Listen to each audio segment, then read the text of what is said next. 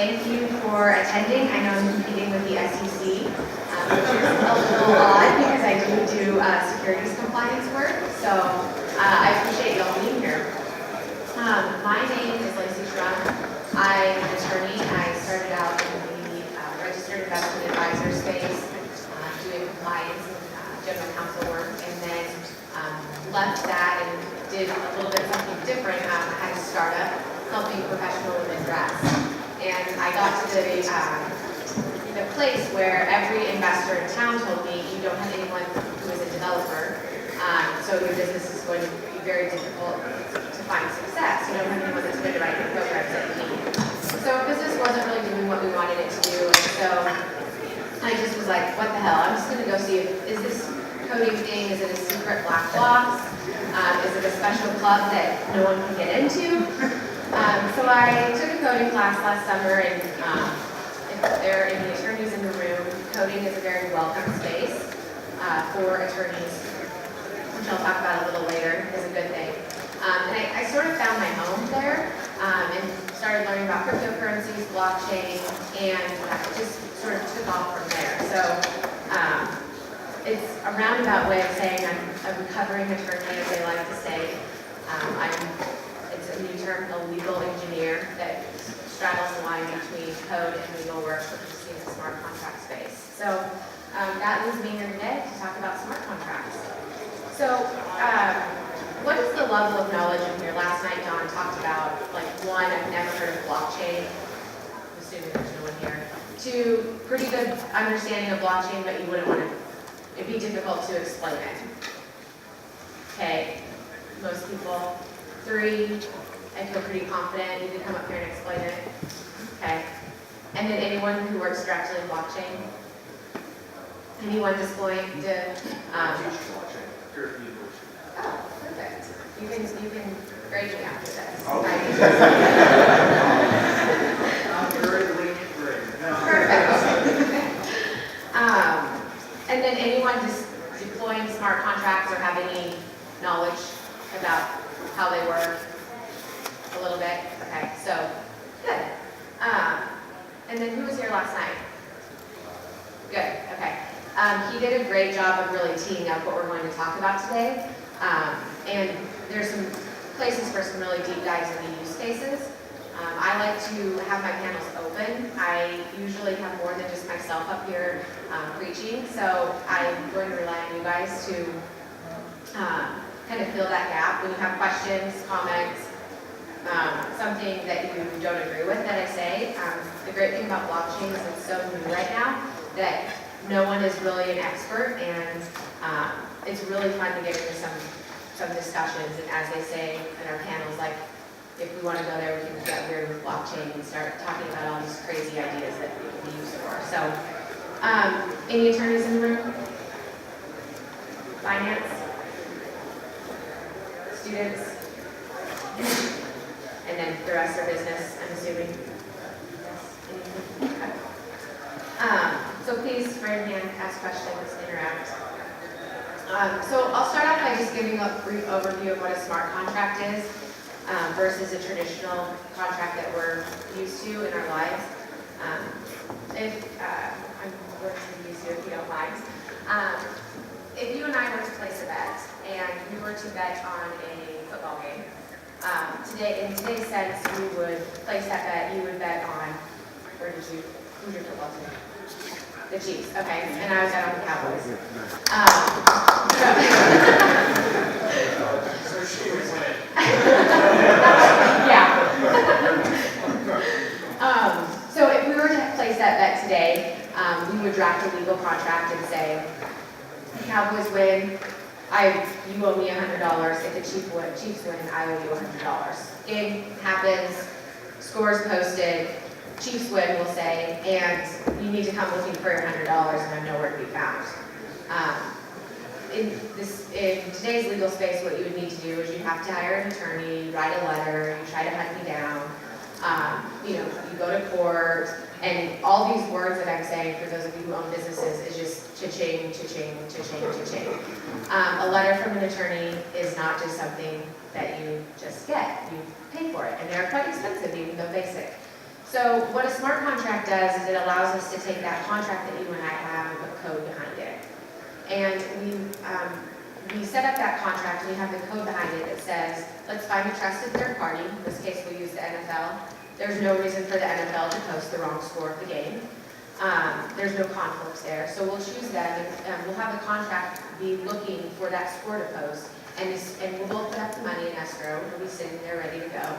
As soon as that score is posted, it'll execute the contract, and it will send you now the $200 because you put up one and I put up one. So, and that's instant. As soon as the score is posted, the contract is executed. So this self-executing document is, if you take that basic example and apply it to business, it's awesome. Like, there's so many great ways where we can take that example and lower the cost for businesses. Costs are one thing, but emotion is another. So you don't even have the question if I'm going to pay or not. It's done. There's no, well, you know, Romo was out and da-da-da, Jerry did this. Like, it doesn't matter. Like, she won the bet, she gets the money. So code, as it does, has a great way of taking out emotion in this example. As far as how it's being used, we saw last night music is being put on the blockchain, and that works off a simple smart contract. So if you want this, if you pay this amount, you get this access. So all the smart contracts, going very, very high level here, work off this if-then statement. And the contract is constantly open, so it's watching for that if statement to happen, and then it's executing. So these contracts also get all the great benefits of blockchain.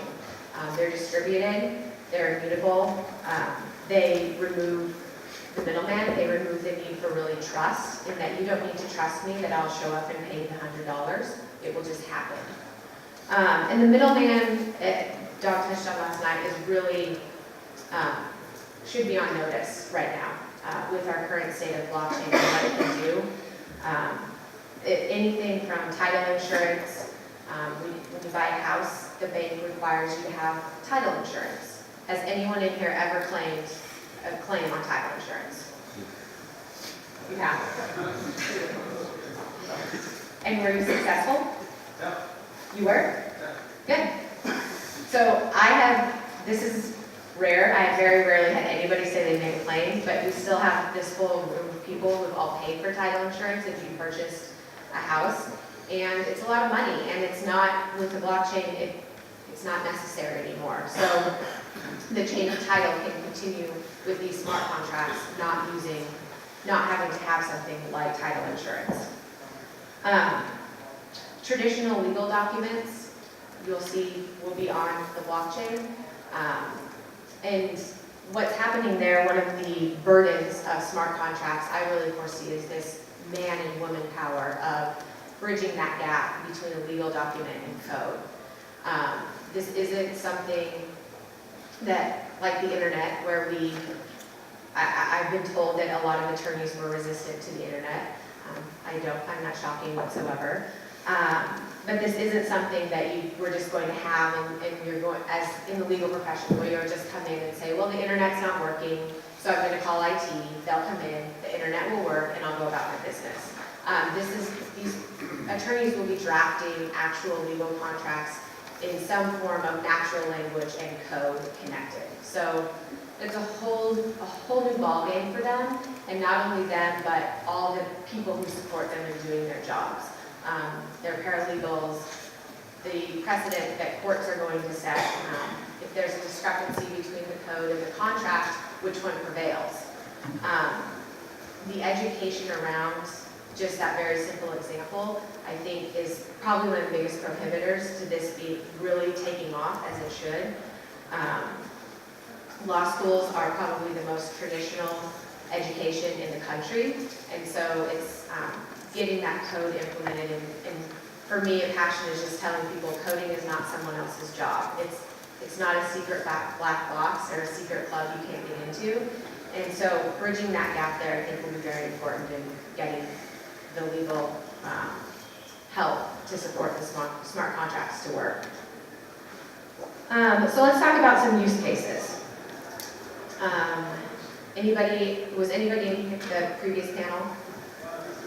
Any great ideas when they talked a little bit about for your businesses that you saw that you could maybe implement the blockchain, or did any light bulbs go off? No? Okay. Yeah, I have a question. Yeah. So I'm an entrepreneur. Due diligence is all the time. If I have a contract with blockchain, how does somebody perform a due diligence? It's not going to sit in a data room. So, I mean, how does that actually? What do you mean for a due diligence? Like, what is an example? I'm going to go sell my company to somebody who wants to buy my company. Mm-hmm. And they need to perform due diligence to make sure that everything I said is true about I have a contract for this and a contract for that. And,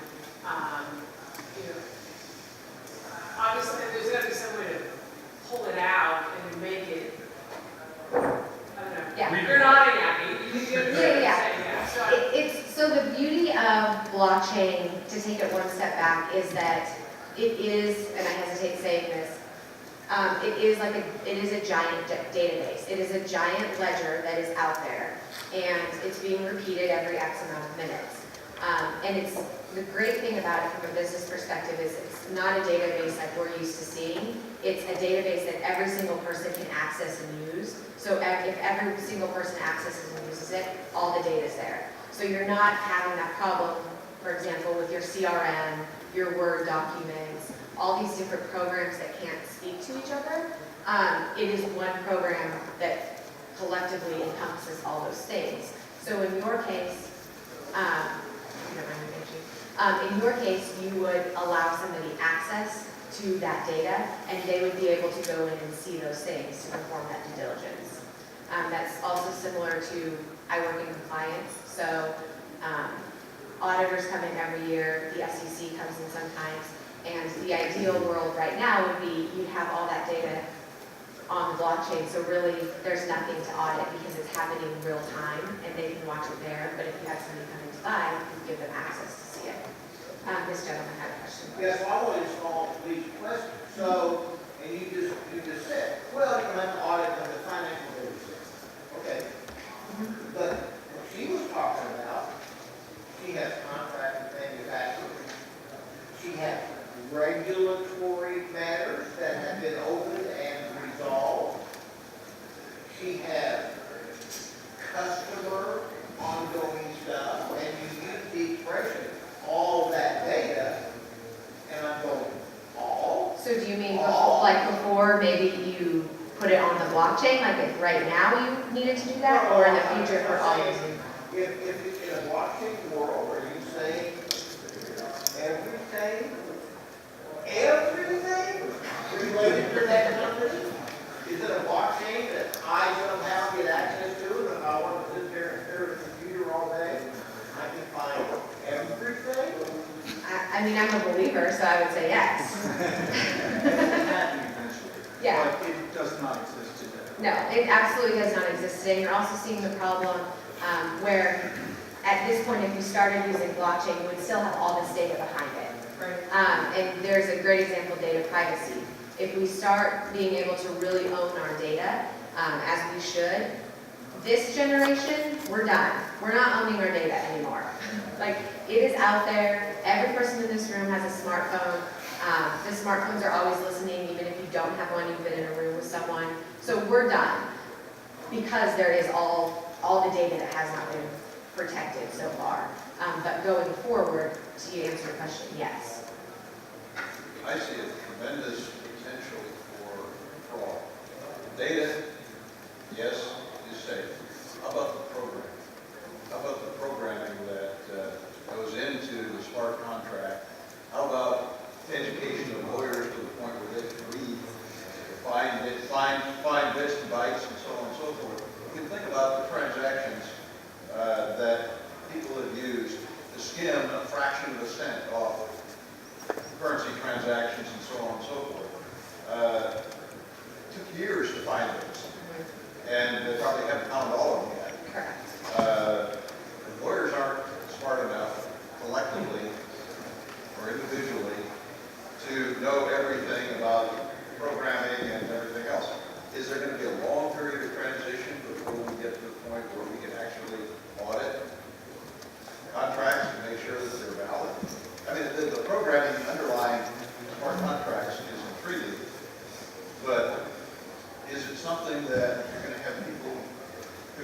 yes, the integrity of this programming is there. I mean, we could say it, yeah, this is all okay. The IRS all works perfectly. Okay, but the point is, this is really interesting stuff. Right. But you're oversimplifying it to the point where, in my view, yes, the data's all there, the data's replicated, the data's not. But the code is really, what you're saying is if we really do move to this, the code is the charge. Like, the code is law, and what the code does, what happens when the code executes is the code executes as it's written.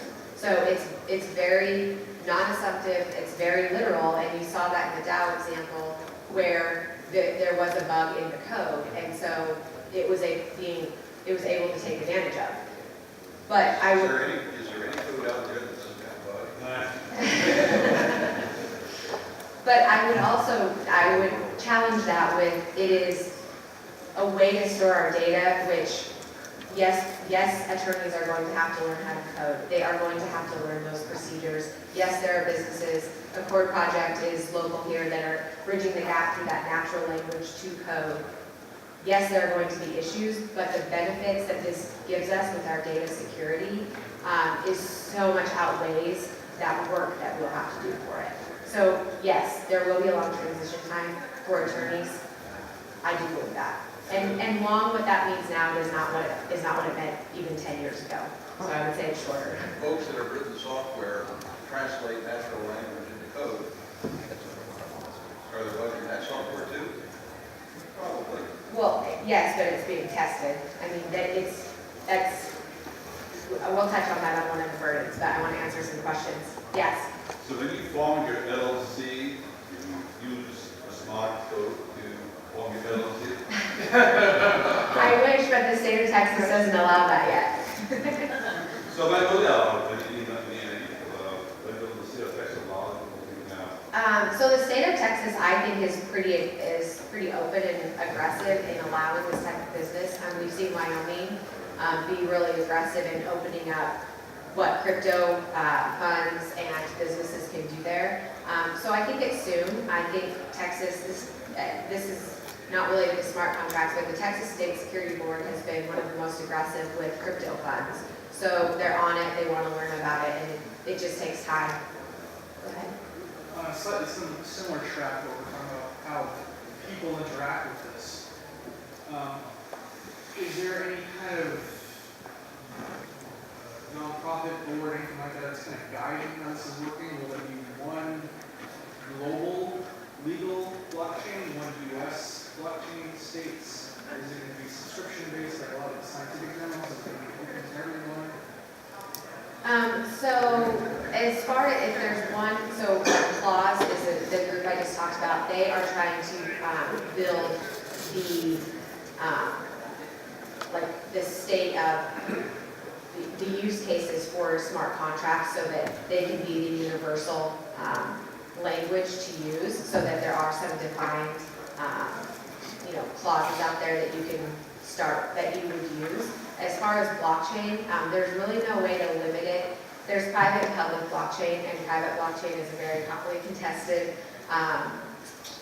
item, because blockchain works because there's so many nodes out there that are all verified. So it's forcing this trust between everyone, because the more nodes there are mining, the less fraud can happen. When you get into a private blockchain situation, if Wells Fargo is going to have a private blockchain, what's the point? It may as well just be their database. So the market will sort of have to see where that comes out. Now in the financial services industry, there is a case for having, I guess, a semi-private blockchain, so that for example, what I do, registered investment advisors, employees have to, all their trades are looked at. So that means a compliance person, and I'm not kidding you right now, goes in and looks at their trades compared to what the firm made. That's incredibly inefficient. That need for that would be unlikely within a few years. But in that case, the SEC would have constant look into that semi-private blockchain and be able to go in there. They won't even examine it because they're just always watching it. So I wouldn't say completely private, but I'd say there's some middle ground. Go ahead. I'm not concerned about validating code because I'm an engineer and legal documents look to me often already like a code. So what I'm saying is, and with known implications that are not known to me. So my question is, can you talk a little bit about use cases? Yeah. So this is. So I like your comment because in the last panel, the gentleman who is, Dr. Bitcoin, I don't think he's still here, he's probably in the SEC one. He's like, I'm terrified of the regulators. And then the person who managed someone's money who deals with the regulators every day is like, I'm terrified of the code. So I was terrified of this too, and the more you learn, it's like anything, the more you get comfortable with it. So I think you guys will have a great conversation, maybe after. So I'll take your question and then we'll talk about some really cool use cases. Okay, so my question is about just something like a simple title. So I'm going to buy a $40,000 car today. Somebody puts $400,000 in the contract. I'm not going to pay the $400,000. We're going to dispute before the money changes. In a smart contract, you slip a digit, the money's going to move and execute on the contract, and then you're going to have to dispute it afterwards, right? It's going to change how. Yeah, so I think there's two things there. One is if you do, there's still the option of putting money in escrow that doesn't execute before a deal is made. So that, it shows that you are, like even today, it shows that you are meaningful about business, you are here to make a deal. That is still possible with this. And to your point, yes, a slip in the code and it goes in the wrong direction, that's where you have problems. And, that's the problem, and then you're back where you started, where you're suing to recover that money if you're not dealing with an ethical party. But a good smart contract would be full of escrow, which is limited by the amount of third party. Correct. And then the other pushbacks that we hear are not in the context of the reward. The reward is going to be so huge, taking all the friction out of all these transactions, and the potential risks in the context of the reward are going to seem small. So we could But lawyers like no risk.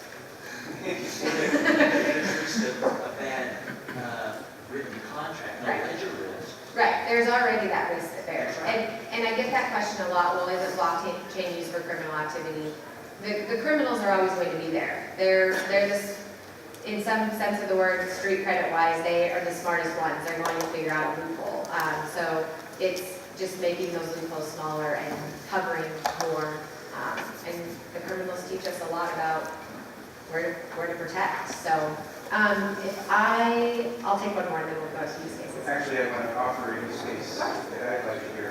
Supply chain procurement of raw materials using smart contracts. Yeah, that was my top one. That's probably the biggest one out there right now. Spinach outbreak. There was a spinach outbreak, I think like 10 years ago, and what happened, if everyone remembers, is someone said, there's bad spinach, 3 people have died. So what happened is everyone went and took all the spinach off the shelves. We poured all our spinach into the garbage. Nobody ate spinach for however long. And it was really just this one tiny little niche farm that had the outbreak. And so what happened is billions of dollars were wasted. People's, if they wanted to eat spinach, they weren't buying it. And lots of small little farms that weren't even affected were going out of business and losing a bunch of money. So where smart contracts really solve this issue, IBM and Walmart are working on a project. They use mangoes. So a mango can be tracked from seed to grocery store aisle. So ideally, you would scan the barcode on your mango and you would see, a mango also takes 4 years from seed to fruit, if anyone knew. That's why they're so expensive. So you would see the seed was planted 4 years ago, it grew under these conditions, it was picked on this day, it was put into a truck this day, the truck traveled here, stopped here for X amount of minutes, seconds, microseconds, and you can see that whole transfer. So not only does that solve the spinach usage, so if there is a problem with mangoes, instead of taking 3 weeks to go back and find out where that spinach came from, and in that 3 weeks just throw away all the mangoes, you can he did a demonstration, it was 13 seconds. He could see where that mango came from and what farm, and also where those mangoes went to. So only those things are being pulled off the shelves. The cost savings there, and really health and lives and integrity of the business is very impactful. Go ahead. Why do you need a blockchain or smart ledger or smart contract to do that tracking? Could you just do that in a simple database? You could, but does anyone do that? No. No. Is that easier or harder? Yeah, it's much more difficult to do it in a central database, and it also leaves the data to be much less protected than it is on an immutable blockchain contract. So if everyone's on the blockchain, the use case for the farmers and everyone along the way is they scan, and it goes on the blockchain, and everyone can see it. And it's because it's decentralized, it's immutable. So it's not subject to hacking of, we think coders, we think Eastern Europe, hacking. You also have situations in smaller countries where a lot of our food comes from, where the government comes in, or drug cartels come in and say, you're making money off selling mangoes to the United States, I'm going to remove the mangoes, or this, I can make the power, and well, you still have a title that says you own that farm, I have another title that says my friend owns it. So I'm going to file that title, and I'm going to be in charge of that now. So it removes all of those things, and all of those weaknesses in that system. Go ahead. Just a helpful example to answer the question of do we trace these mangoes. We don't, but steel is produced in the United States under the Buy America Act. It has to be tracked step by step from the mill all the way through implementation into a construction project. Right. And you literally have a stack of papers that follows every step as that steel gets remelted and reformed. And so the end product, you have this awful notebook, which is terribly inefficient, and only one person at a time can look through it. Yeah, and those poor people that are in charge of doing that paperwork. Because, you know, we all know it as much as we run businesses and want to say, you know, everyone can step in and do everyone's job. You always know there's somebody that's like, well, he or she's in charge of that. And it just eliminates that risk. And all those papers is a perfect example of where that can be used. Go ahead. I will actually help you get back to the topic. So I want to, I'm new to smart contract, and I want to understand what is the composition of smart contract. Why is it called a smart contract versus a standard contract? And we have been talking about all the use cases, but what I would like to know is, in a given smart contract, how would basically I be able to inspect that information? How would you be able to inspect it? Yeah. So you would, in that mangoes case, there would probably be an application on your phone that's being built by a third party, or some way to access that data in that node. So you sort of become a node in that you could go in and see it, but you wouldn't necessarily be a node that's mining the blocks. And why is it called a smart contract? I just think there's no other, I think it was the easiest thing to call it. I just stagnant contract I thought it was a great, it's not called that, I just made up that name. I just think it's a great way to, you know, call what our contracts are. They list the terms and they sit. There's not really any adjustments. And to go back to the spinach example one more time, a great way that's impactful in business is if those mangoes are being transported in a truck, those mangoes have to be at a certain temperature. If they get a little bit hotter or a little bit colder, the amount that they rot quickens. So if you're buying those mangoes, it would be really great to know, did this mango get a little bit too hot and is it not going to last long enough on the shelf so you can sell it faster, or you could buy it at a cheaper price. So those are taking a big example and really like getting down into the weeds as to how it will like sliver off costs for businesses and hopefully us as consumers. What's the incentive for the various constituents of the supply chain to participate? What's the incentive? Yeah, for them to participate. I mean, I'm a mango grower, let's say. Well, so why? Well, the first case, so I would say after the mango grower, you're getting information you can trust the information that came before it. So you're also involved in that product sale, and if you can trust the information that came before it, it allows you to do better business in moving your product along. So collectively as a whole, it works better if everyone participates. For the mango farmer, that's how you're selling the product. Walmart probably wanted to say, we're only going to buy mangoes that can be traced. They probably are, but I That's don't gonna say be that. the- That's not trying to get to like that. the mentality of blockchain. I was trying to get to that, and therefore the final question is, what's the cost of doing this, right? Fundamentally, someone has to bear the cost. So let's say the manufacturer says, Yeah, so or the the- buyer says, I want to buy mangoes only from people who do blockchain, right? Now, there's a cost to me for doing that, right? So it's a So trade-off. that is probably one of the burdens, is developing this is very, very cost prohibitive. That is why Walmart is doing it. And there aren't startups that are trying to do this. It's very cost prohibitive to implement this entire system, and the stakes are really high, because if you mess up, it's not a startup thing where you fail quick and often. It is, you're gonna fail big. So that is why it has not taken off as quickly. Yes. I just wanted to tack on, I had some different conference I attended a while ago. They were actually talking about from a farmer's perspective, and they were saying that one of the nice things they can make this work for farmers is now farmers have a record that they can make this amount of production on a year-to-year basis, monthly basis, whatever it is, and then take that to go to banks to get money, to then provide receipts. And from a farmer's perspective, they now have this record, and they don't have to find all that paperwork to prove what kind of production they can, what their production level will be on a yearly basis. That's a great example. Thank you. Great point. Yes. A question. My biggest pet is this whole blockchain technology generated. How do you prevent external factors? It seems like, let's say we talk about, protecting data, right? People can be, taking pictures of data and sending it, right? So you may not have a trace of someone actually externally picture. Same thing with the manuscripts, transporting it, let's say you're monitoring seed to the manufacturing and the distribution across the world.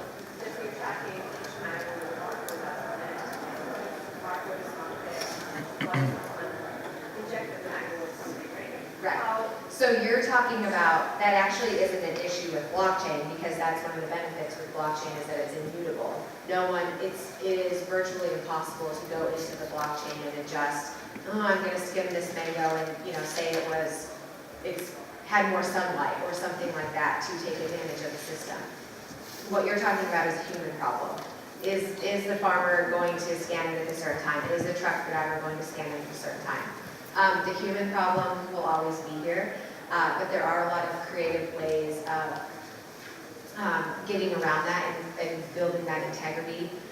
There's chips that they can put on trucks to actually track them, so it's not the truck driver that is scanning and putting in the information. The information is just being put in. So another great use case is counterfeit goods. It is, I think, like $1 trillion industry, $2 trillion. It's a huge problem. Counterfeit luxury goods.